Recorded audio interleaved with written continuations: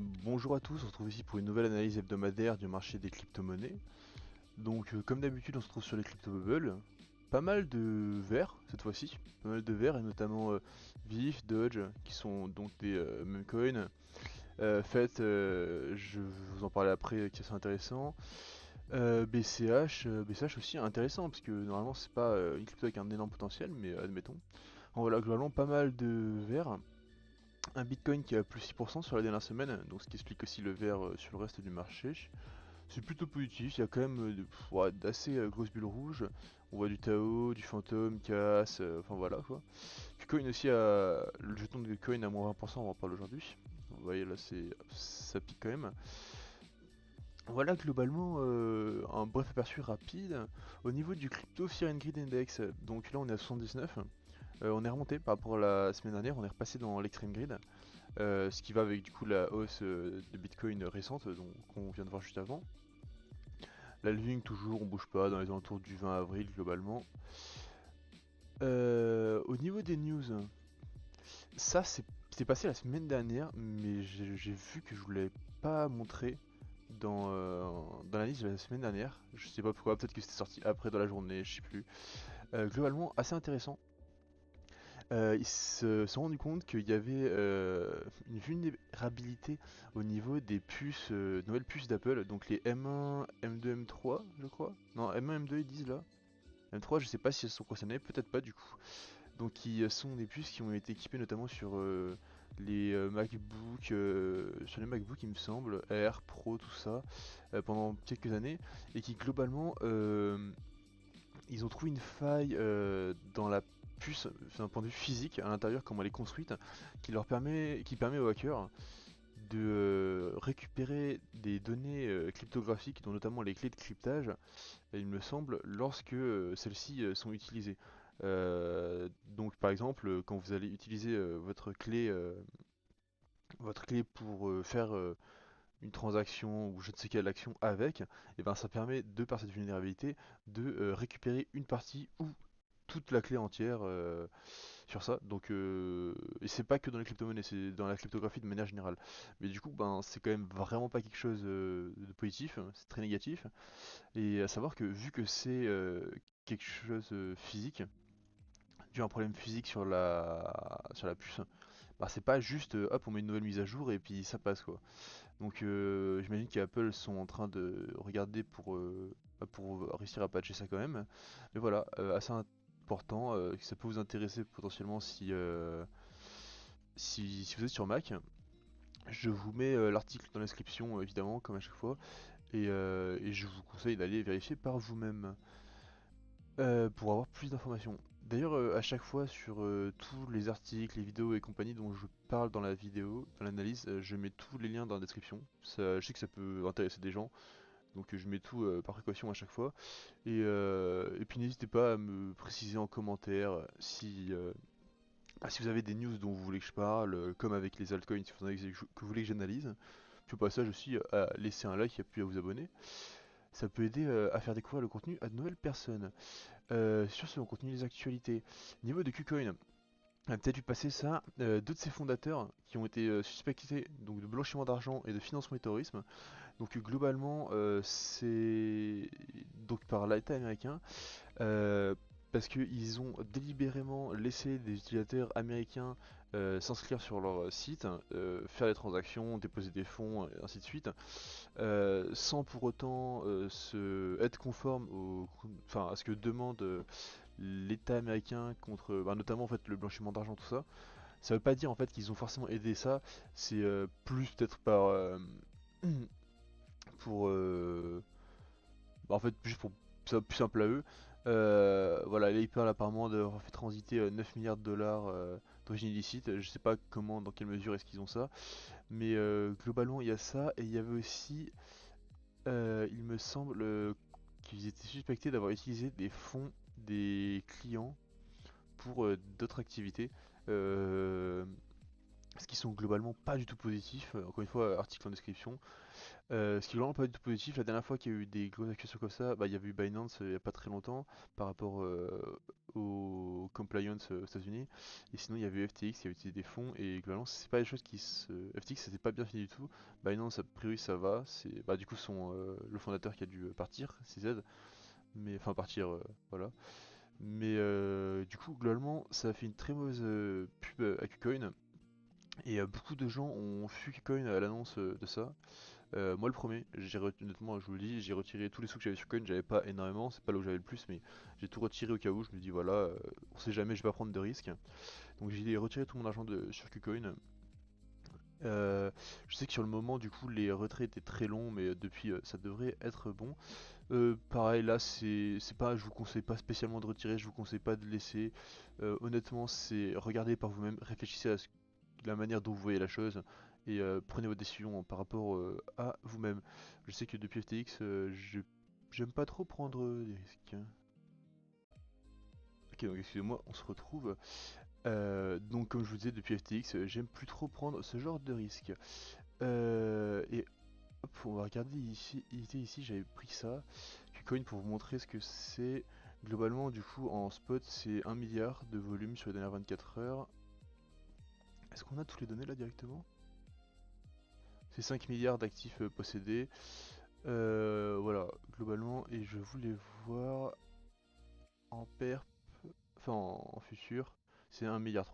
Donc globalement, c'est quand même assez gros. Voilà, devant, on a quand même des Kraken, des Budget, des OKX, Pybit, mais ça reste quand même, mine de rien, assez gros comme exchange.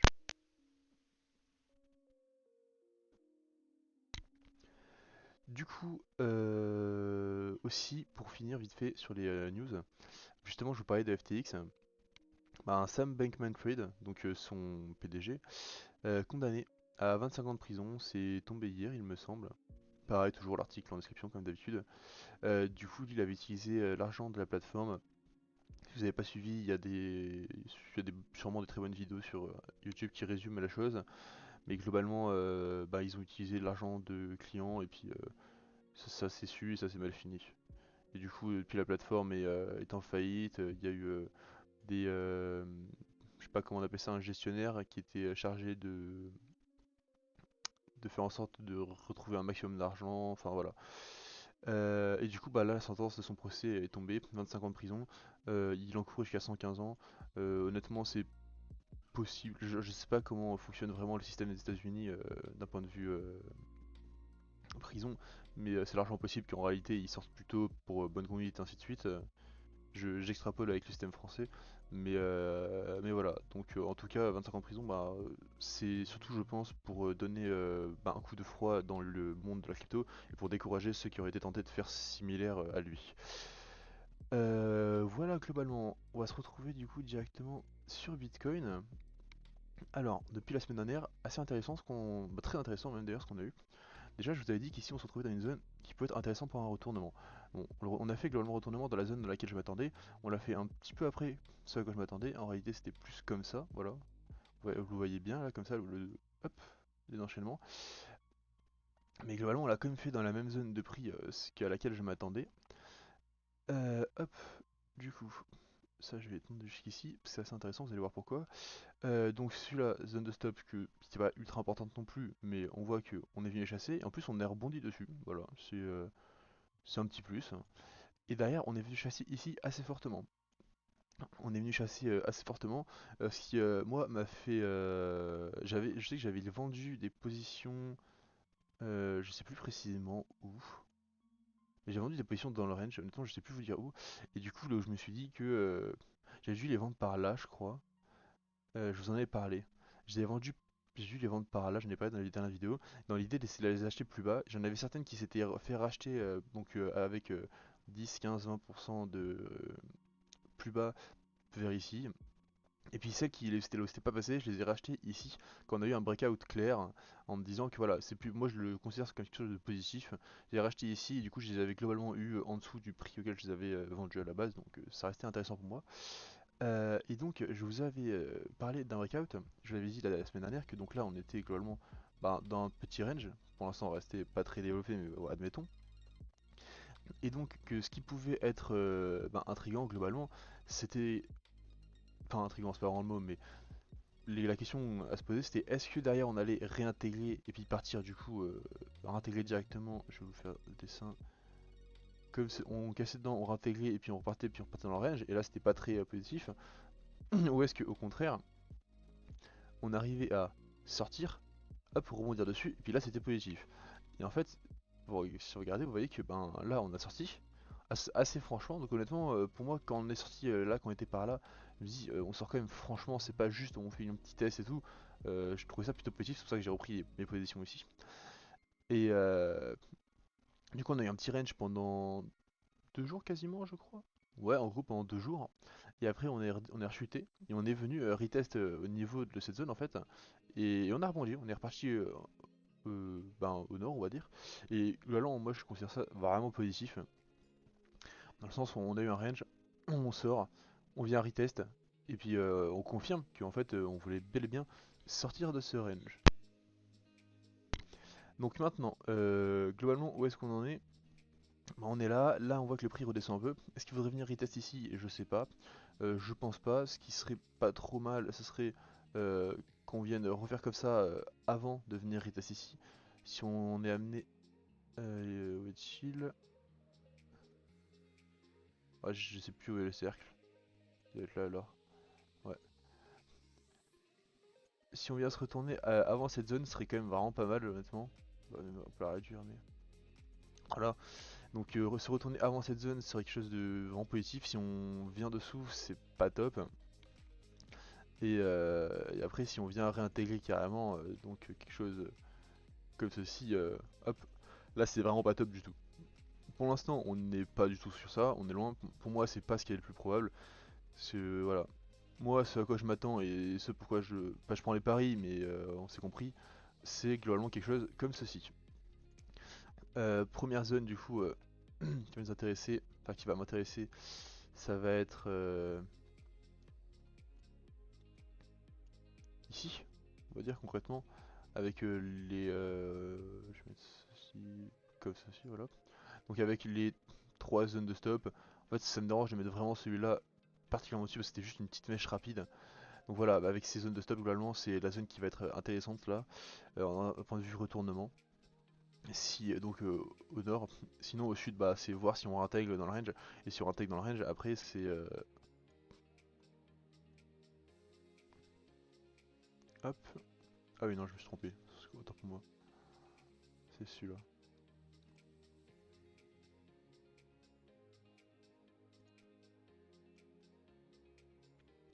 Voilà, donc si on intègre dans le range, c'est en premier lieu ici, donc le mid range. J'ai fait un trop gros rond, mais trop gros cercle, mais, globalement c'est ici premier objectif, et ensuite c'est dans cette zone. Donc globalement voilà, si on intègre c'est pas très positif. Tant qu'on reste au-dessus, qu'on fait un retour ici comme je l'ai dit, objectif ici. Moi j'ai laissé le range pour l'instant. Et ensuite, bah, globalement c'est assez clair, hein, l'objectif d'après c'est là-haut. On voit qu'on est vraiment pas loin et du coup faire un nouvel ATH. Pareil, à voir, c'est possible que on aille ici faire un nouvel ATH, que juste on chasse ATH, qu'on revienne comme ça, qu'on rebondisse, et ça c'est globalement bien négatif. Donc même circonstance qu'ici, sur ATH, ce que nous on aimerait voir, c'est quelque chose comme ceci. Hop, on rebondit dessus et on fait un nouveau plus haut après derrière. Voilà. Là vous avez globalement les lignes directrices pour le Bitcoin sur les moments à venir. Hop, je vais étendre un peu ça d'ici la semaine prochaine. Voilà globalement où est-ce qu'on se situe actuellement. On va passer rapidement sur Ethereum, je suis pas sûr qu'il soit très intéressant. Bon, on a vite fait un peu les stops ici qui ont été chassés. Ceci, je l'ai pas mis, hop. Euh, on a une reprise, j'ai l'impression, de valeur par rapport à Bitcoin un peu. Bon, globalement, du coup, ici on a la zone de stop ici. En fait, on a un peu là, ici, mais du coup, je les mets toutes dans celle-ci, qui voilà, qui suffit à représenter. Et ensuite, on a ici celle-là qui est moins importante, et celle-là qui est quand même assez importante. Au nord, on voit que là la zone de stop c'est celle-ci, et que la mèche ici n'avait pas du tout à revenir plus haut, et que ici pareil on est revenu bien plus bas. Donc là sur la deuxième partie on est moins fort que Bitcoin. Globalement ici c'est les zones, et puis après si on remonte, pareil hein, comme Bitcoin, hein, aller choper un nouveau plus haut, même si c'est pas un plus haut long terme. Ouais, je peux pas dézoomer assez en 1 heure. Voilà, même si encore une fois je rappelle que sur Ethereum en long terme on est encore assez loin de son ATH. Le plus haut là qu'on a fait, on est quand même, il nous manque 20% pour la ATH, et par rapport actuellement il nous manquerait 37%, donc c'est pas négligeable. Et du coup on va regarder ETH BTC qui nous intéresse beaucoup plus en daily cette fois-ci. Du coup j'avais donné comme objectif sur le rebond un retour à 0,5 qu'on n'a pas fait pour l'instant, qu'on n'a pas fait, et c'est pas positif. On voit qu'on a rebondi un peu mais qu'on est vite revenu. Ici ça avait été chassé, on est revenu, on n'a pas repris ces stops là il me semble. Si, bah si, on les a chassés. Donc bah là c'est vraiment négatif globalement. On est venu chasser ces stops là. On se retrouve dans cette zone là d'imbalance 1 heure j'imagine. Ouais voilà, dans cette grosse zone là qui est globalement bah là on essaie d'arriver à se retourner un peu au-dessus, mais bon, faudrait vraiment que ça confirme qu'on arrive à se retourner et qu'on reparte du coup vers ici rapidement, parce que sinon moi là ce que je vois c'est qu'on est dans l'imbalance. Après on vient de chasser en bas hein, honnêtement, on vient de chasser en bas l'imbalance, ce qui serait possible. Ce pourquoi il faudrait espérer c'est qu'on vient de chasser l'imbalance et qu'on rebondisse sur le bas de l'imbalance pour repartir après au nord. Mais si on vient chasser l'imbalance et qu'on commence à creuser dessous comme ceci, bah là pour moi après c'est ici hein. Donc on vient chasser les stops tout en bas et après un retournement pour imaginer ça va bien finir par se retourner, on peut penser, mais bon. Euh, voilà, donc globalement Ethereum bah, il fait un peu la gueule par rapport à Bitcoin, c'est pas positif du tout, et c'est encore moins positif quand on sait que ben on était censé tourner autour d'un narratif ETF Ethereum. Donc est-ce qu'il faut s'attendre à ce que le ETF Ethereum soit refusé? Je ne sais pas. Pour l'instant, voilà où est-ce qu'on en est. Toujours le même objectif, les 0,5 du range en premier lieu. Mais bon, déjà, enfin même avant ça, en premier objectif, ça serait un retournement globalement. Pas très positif pour Ethereum pour le coup. Savoir que évidemment c'est par rapport au Bitcoin. Donc si Bitcoin monte, Ethereum très probable que ça monte aussi. Niveau total 3, vendredi dernier, on était là. Bon bah on voit qu'il a rebondi, il continue là. Il fait sa vie, il continue sur après Bitcoin. Un nouveau plus haut là-haut, je sais pas pourquoi j'ai mis ça là. Un nouveau plus haut serait intéressant. Les altes globalement se portent pas trop mal. Il y a on voit beaucoup l'argent tourner de manière circulaire en fonction des assets. Il y avait eu notamment au niveau des IA, ça avait très bien performé. Il y avait eu BRC20, donc BRC20 qui sont tout ce qui tourne autour de l'infrastructure Bitcoin. Et là, il y a eu aussi très récemment les RWA, donc Real World Asset. Globalement, ça consiste à. J'ai un peu baissé la musique de fond. Globalement, ça consiste à tokeniser des assets du monde réel. Donc, par exemple, je vais vous donner un exemple qui part sans le meilleur, mais vous avez un appartement que vous possédez, un bien immobilier que vous possédez, vous allez le mettre sous forme de NFT, des trucs comme ça. Mais ça fonctionne avec tout n'importe quoi, ça peut être des cartes Pokémon, ça peut être de l'or, ça peut être tout n'importe quoi. Et globalement, il y a Larry Fink, donc le PDG de BlackRock, très grand fonds d'investissement, enfin un des plus grands fonds d'investissement du monde, parce que c'est un peu compliqué les structurations là-haut, mais voilà, qui explique que pour lui les real world assets c'était l'avenir et qu'on pourrait pas faire sans. Et donc globalement le narratif real world asset a explosé et va tout ce qui va avec. Donc si vous n'y êtes pas exposé, pour moi c'est pas loin de s'y exposer, sauf si vous avez trouvé certains qui n'ont pas encore explosé et qui sont prometteurs. Mais voilà, pour moi l'objectif si vous souhaitez, si vous positionnez sur les altes, c'est plus essayer de trouver des secteurs qui n'ont pas encore performé durant ce cycle et que vous pensez qu'ils peuvent performer. Je vais donner des exemples et ça veut pas dire qu'il faut aller là-dedans. C'est des exemples comme ça. Il peut y avoir une narrative gaming, métaverse, les exchanges décentralisés, voilà. Il y a plein de types de narratifs comme ça, les NFT par exemple aussi, enfin voilà. Globalement, c'est fait vos propres recherches, et voilà. Et pour l'instant, ça fonctionne vraiment par secteur et un par un, parce qu'on voit que ben, là, l'IA s'est bien calmé quand il y a eu les 27 qui ont fait. Il y a le secteur des memecoins aussi qui performe pas mal, j'ai oublié d'en parler. Mais globalement, bah, en fait, on en revient toujours à la conclusion de faites quand même vos recherches, c'est le plus important en fait, parce que bah, vous pouvez m'écouter moi ou même d'autres, bah, ça reste nos avis sont biaisés forcément, et même si on le veut pas et qu'on fait pas exprès, donc voilà. Sur ce, j'espère que ça vous aura aidé, puis ben, on se retrouve semaine prochaine. Encore une fois, si vraiment il y a quelque chose que je trouve que ça considère, enfin que ça mérite une analyse entre temps, j'en ferai une plus tôt dans la semaine, lundi, je sais pas trop. Mais sinon, ben, on se retrouve semaine prochaine.